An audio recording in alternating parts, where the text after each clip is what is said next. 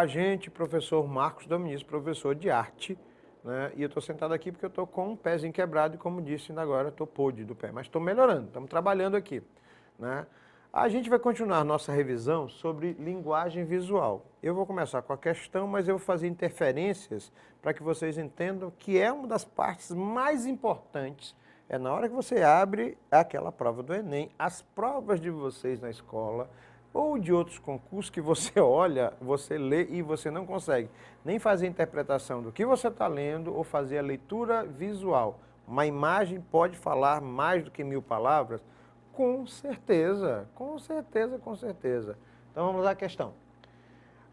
A questão 4. A primeira imagem, vou já mostrar para vocês, apresenta a escultura da Pietà, Compaixão de Michelangelo, feita em 1499. Parei e vou mostrar a imagem. Essa bem aqui, ó. O professor já viu essa obra, linda, volto nela. A primeira imagem é de Pietà e mostra a Virgem Maria segurando nos braços o corpo do Filho morto, Jesus Cristo. A escultura é visitada por milhões de pessoas anualmente no Vaticano. É uma escultura que já apareceu em filme, vocês já viram em livros, o professor de arte já deve ter mostrado uma vez ou outra na escola, ou muitas vezes na escola. E a segunda imagem é uma fotografia vencedora de um prêmio que é o maior prêmio mundial de fotojornalismo. Retrata uma mãe que ampara o filho ferido em outubro de 2001 em protesto nas ruas no Iêmen.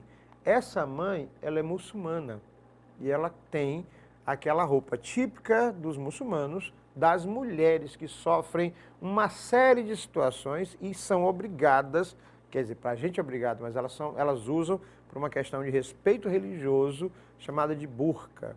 Fazendo as comparações. A primeira, Cristo, pesado isso aqui, Cristo no colo da Virgem Maria. Eu já experimentei montar essa escultura com 2 pessoas e o garoto no colo de uma outra atriz, né? E ela não conseguiu. A gente teve que criar uma série de estratégias e Michelangelo, como ele coloca o corpo, fisicamente não é tão fácil manter esta postura. A segunda é o filho morto no corpo da mãe muçulmana, inclusive ela está com luvas e você percebe mesmo preto e branco, as luvas estão sujas de sangue, como uma Pietà contemporânea. Eita, professor, pesou agora. Então vamos lá. A primeira é uma escultura em mármore, isso aqui é pedra. Michelangelo foi pegando, foi talhando e entalhando até fazer as dobras. Isso aqui é um bloco de pedra.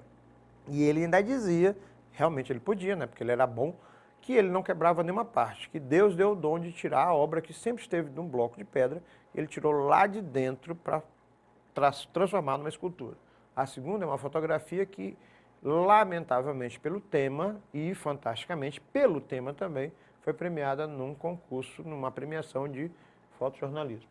A foto poderia falar de uma região inteira, o Iêmen, a Tunísia, a Líbia, a Síria e por tudo o que aconteceu na Primavera Árabe. A imagem fala por si só. Eu não consigo conceber a ideia, minha intérprete é mãe, talvez ela consiga melhor do que eu, e as pessoas que trabalham aqui no estúdio, que são mães, como é a relação de uma mãe com o filho, a mãe com uma filha. Não consigo conceber a ideia da dor, não consigo imaginar a dor da perda de uma mãe. Então isso aqui para mim tem um peso gigantesco. Eu sou pai, mas eu não consigo imaginar como seria, nem pensar na possibilidade de perder um filho nessa circunstância. Até falar isso me dói, né? Imagine a mãe que está com o filho morto no colo. A partir do texto e das figuras, e nos conhecimentos sobre a cultura, etnias e conflitos, é correto afirmar que os 2 autores evidenciam as diferenças religiosas e políticas existentes entre o mundo ocidental e o mundo oriental, levando em consideração que a Pietà é uma representação maior do cristianismo, só que a Maria também era mãe. A gente só pensa de maneira sacra, a gente só pensa de maneira sagrada. Jesus, a figura sagrada do cristianismo, e Maria, a mãe dele. Mas em alguns momentos raros, a gente leva em consideração que esta mulher perdeu o filho de verdade, de uma maneira tão dolorosa, triste e lamentável possível. E a gente só pensa num patamar, beleza? Letra B. As 2 figuras sugerem a universalidade de sentimentos básicos do ser humano, que se sobrepõe às diferenças de nacionalidades, credos e ideologias. Vocês estão prestando atenção no que eu falei. Religião muçulmana, religião cristã. E a questão aborda 2 situações diferentes, com 2 religiões diferentes com situações similares. As mães que perderam os filhos. Letra C. O fotógrafo procura demonstrar que a violência e o conflito são específicos de países pobres e islâmicos. Talvez essa seja menos viável. A escultura, letra D, a escultura retrata um patrimônio cultural imaterial, aí bem a gente já perdeu. Por quê? Porque a obra de Michelangelo não é imaterial, ele é físico, é uma escultura, ou seja, é algo real, material. Muito expressivo para o turismo no Vaticano. Essa a gente já descarta. Letra E, Michelangelo, o artista que fez a Pietà, mostra que a condição de vida dos países da Europa é melhor do que os países árabes. Acho que ele não estava preocupado com isso, até porque esse conflito árabe não existia no século XVI, quando Michelangelo faz a Pietà. Então, o que a gente tem? As duas figuras sugerem a universalidade de sentimentos básicos do ser humano, que se sobrepõem às diferenças de nacionalidades, credos, ideologias, entre outros. Gente, quer seja cristã, católica, quer seja muçulmana, quer isto pareça diferente aos credos de vocês, de religiões de matriz africana, o que quer que seja, uma mãe sempre vai ter a mesma dor na perda de seu filho.